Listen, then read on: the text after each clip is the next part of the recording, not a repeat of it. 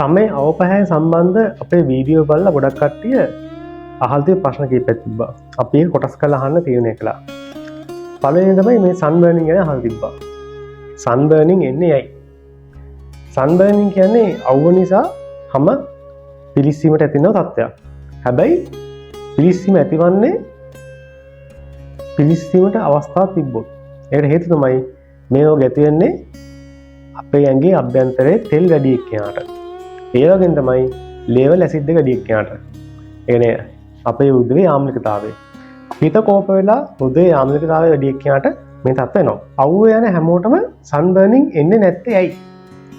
හරි. අවුව යන හැමෝටම සන් බර්නින් එන්නේ නැහැ. හේතුව තමයි සමහර කට්ටිය ඇඟ සෙමට බරයි. එයාලගේ එතකොට හැමේ තෙතමනේ තියෙනවා ඉවත් එක්ක ඉන්නේ මේ උෂ්ණය දරා ගන්න හැකියාව තියෙනවා. හැබැයි සමහර කට්ටියගේ ඇඟවල වල මේ රුධිරේ ආම්ලිකතාවය වැඩි, ඇසිඩ් එක වැඩි. ඒකට මොකද වෙන්නේ? අර රුධිරේ දහඩියත් එක්ක ලේවල් තියෙන ආම්ලිකතාවය එල්ට ඇවිල්ලා එතනින් අර ඉරේලිය වැටලා උෂ්ණය වැඩිලා මේ හැම පිච්චෙනවා. ඒ වගේම තමයි රුධිරේ කොලෙස්ටරෝල් වැඩි එක්කයාගේ. කොලෙස්ටරෝල් වැඩි එක්කයාගේ මේ තෙල් ටික හැමෙන් එල්ට ඇවිල්ලා ඉරේලියත් එක්ක මිශ්‍ර වෙලා එතන රත් වෙලා සමපිලිච්චම ලක් වෙනවා. මෙන්න මේ අවස්ථාවන් තියෙන කට්ටිය තමයි සන් බර්නින් ඇතිවන්නේ. එතකොට අපි කොච්චර කිව්වත් සමේ සෙම තියෙන එකට දෙන්නෙත් නෑ.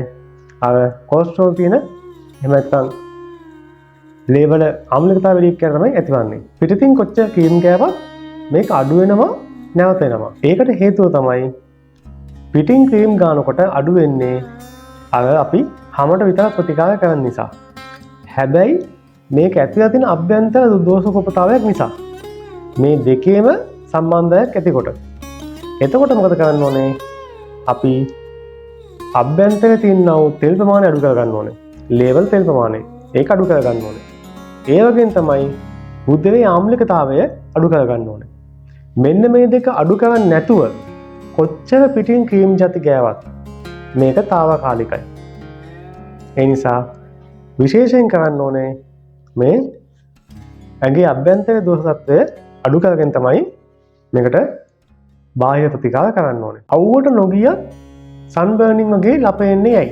සන් බර්නින් කියන්නේ ඉර අවුවට පිළිසීමත් එක්ක එන ලප.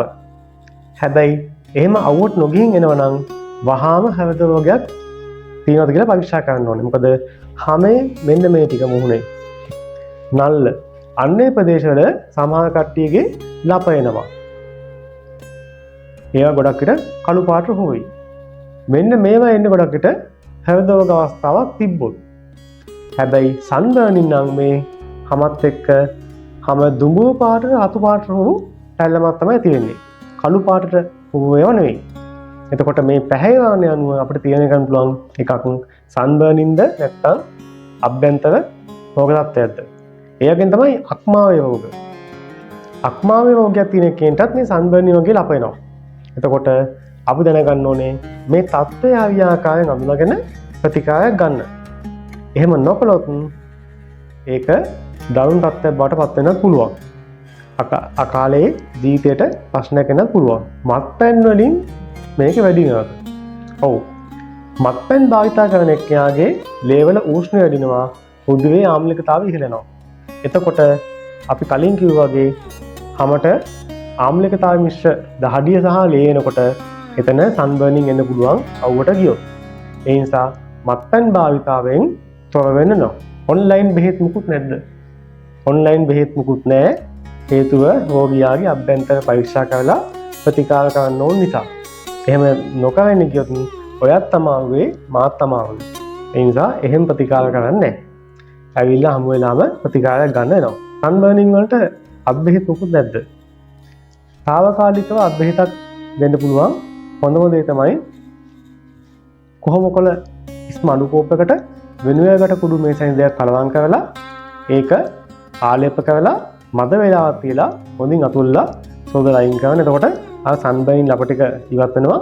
දවස් කීපයක් කරන්න. හැබැයි අභ්‍යන්තරයේ තියෙන ආම්ලිකතාව අඩු කරගන්න දියබත්, පොල් කිරි කැඳ, පිටු පිටිකඳ මෙන්න මේ වගේ දේවල් පාවිච්චි කරන්න.